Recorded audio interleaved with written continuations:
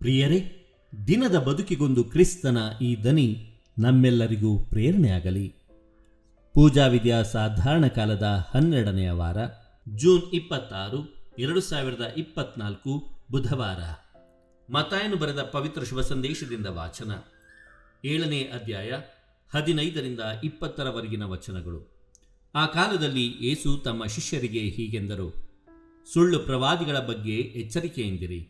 ಹೊರಗೆ ಕುರಿಯ ವೇಷದಲ್ಲಿ ಬಂದರೂ ಒಳಗೆ ಅವರು ಕಿತ್ತು ತಿನ್ನುವ ತೋಳಗಳು.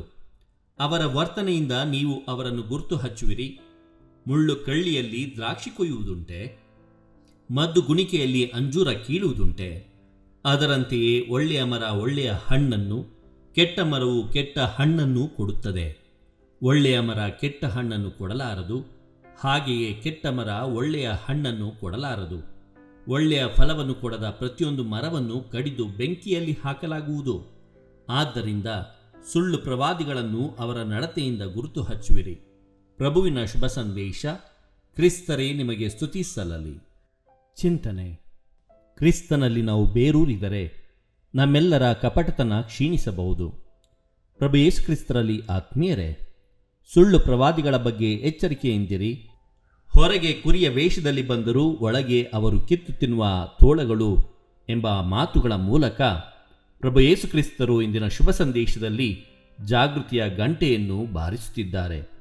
ಆತ್ಮೀಯರೇ, ಯಾವ ಹುತ್ತದಲ್ಲಿ ಯಾವ ಹಾವಿದೆಯೋ, ಚಲನಚಿತ್ರಗಳಲ್ಲಿ ಬಿಂಬಿಸುವ ಖಳನಾಯಕರಂತೆ ಕಾಣುವ ಅಪರಿಚಿತರಿಗಿಂತ ಮನೆಯೊಳಗೆ ನಾಯಕರಂತೆ ಕಾಣುವ ಬಂಧುಗಳೇ ಹಲವಾರು ಬಾರಿ ಮಕ್ಕಳ ಲೈಂಗಿಕ ದೌರ್ಜನ್ಯವೆಸಗುತ್ತಾರೆ. ತ್ಯಾಗ ಸೇವೆಯ ಜೀವನವನ್ನು ಆರಿಸಿಕೊಂಡವರು ಐಷಾರಾಮಿ ಬದುಕನ್ನು ಬದುಕುತ್ತಾರೆ. ಮೊಬೈಲ್ ಬಳಸಬೇಡಿ ಎಂದು ಮಕ್ಕಳ ಮೇಲೆ ಹೌಹಾರುವವರು ಮೊಬೈಲ್ ಒಳಗೆ ಮುಳುಗಿರುತ್ತಾರೆ. ಒಳ್ಳೆಯ ಮರ ಮಾತ್ರ ಒಳ್ಳೆಯ ಹಣ್ಣನ್ನು ನೀಡುವುದು. ಒಳ್ಳೆಯತನವನ್ನು ಅಳೆಯುವ ಮಾನದಂಡ ನಮ್ಮ ಕಾರ್ಯ ಮತ್ತು ನಾವು ವ್ಯಕ್ತಪಡಿಸುವ ಪ್ರೀತಿ. ನಮ್ಮ ವಿಶ್ವಾಸದ ಬದುಕಿಗೆ ಒಳ್ಳೆಯ ಮರ ಕ್ರಿಸ್ತ, ಒಳ್ಳೆಯ ಫಲ ಕ್ರಿಸ್ತ. ಆತನಲ್ಲಿ ನಾವು ಬೇರೂರಿದರೆ ನಮ್ಮೆಲ್ಲರ ಕಪಟತನ ಕ್ಷೀಣಿಸಬಹುದು. ಇದನ್ನು ಪಾಲಿಸಲು ಮೊದಲನೆಯದಾಗಿ ಔನ್ನತ್ಯ ಜೀವನವನ್ನು ಬದುಕಿದ ಸಂತರ ಅಥವಾ ಮಹಾನ್ ವ್ಯಕ್ತಿಗಳ ಜೀವನವನ್ನು ಅರಿಯುವುದು ಮತ್ತು ಅನುಕರಿಸುವುದು. ಎರಡನೆಯದಾಗಿ ನನ್ನಲ್ಲಿ ಕಪಟತನವಿಲ್ಲ ಎಂಬ ಸುಳ್ಳನ್ನು ಸತ್ಯ ಮಾರ್ಗವಾದ ಕ್ರಿಸ್ತನ ಮುಂದೆ ಪರಿತ್ಯಜಿಸುವುದು. ಇನ್ನು ಮೂರನೆಯದಾಗಿ ಇನ್ನೊಬ್ಬರಿಗೆ ಬುದ್ಧಿಮಾತು ಹೇಳುವಾಗ ನನ್ನಲ್ಲಿ ಈ ಒಳ್ಳೆಯತನವಿದೆಯೇ ಎಂದು ಆತ್ಮಾವಲೋಕನ ಮಾಡುವುದು. ಆತ್ಮೀಯರೇ, ಈ ರೀತಿ ಮಾಡಿದಾಗ ನಮ್ಮ ಜೀವನದಲ್ಲಿ ಕಪಟತನ ಕ್ಷೀಣಿಸಿ ನಮ್ಮ ಬದುಕು ಫಲದಾಯಕವಾಗಬಹುದು. ದೇವರು ನಮ್ಮೆಲ್ಲರನ್ನು ಆಶೀರ್ವದಿಸಲಿ. ಇದು ಧ್ವನಿ ಮಾಧ್ಯಮ ಮನೆಯ ಕೊಡುಗೆ. ಧ್ವನಿ ವಂದನೀಯ ಸ್ವಾಮಿ ಶಾಂತಕುಮಾರ್ ಜೆ, ಬೆಂಗಳೂರು ಮಹಾಧರ್ಮ ಕ್ಷೇತ್ರ.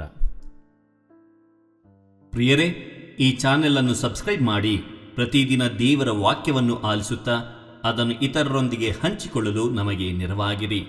ಧನ್ಯವಾದಗಳು.